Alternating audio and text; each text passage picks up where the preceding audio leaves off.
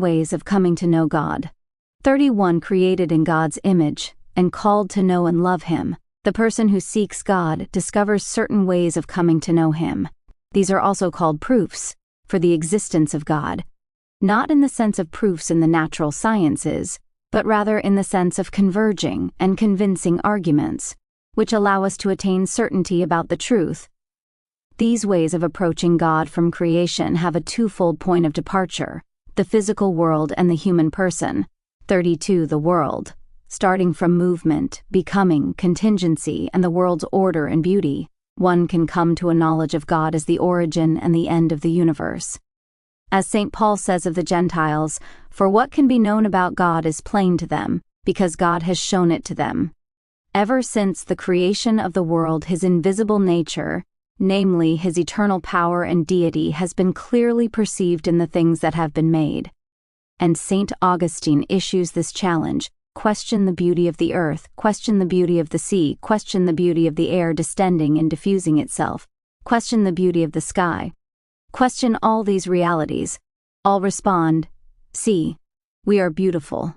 Their beauty is a profession. These beauties are subject to change.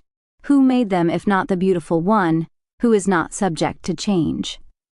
33 The human person, with his openness to truth and beauty, his sense of moral goodness, his freedom and the voice of his conscience, with his longings for the infinite and for happiness, man questions himself about God's existence.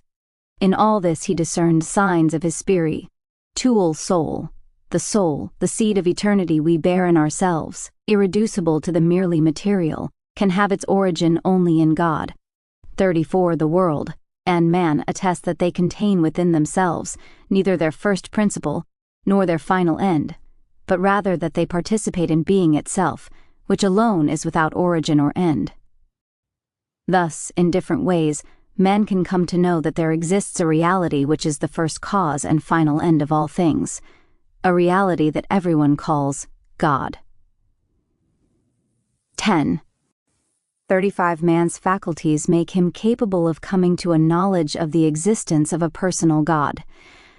But for man to be able to enter into real intimacy with Him, God willed both to reveal Himself to man and to give him the grace of being able to welcome this revelation in faith. The proofs of God's existence, however, can predispose one to faith and help one to see that faith is not opposed to reason,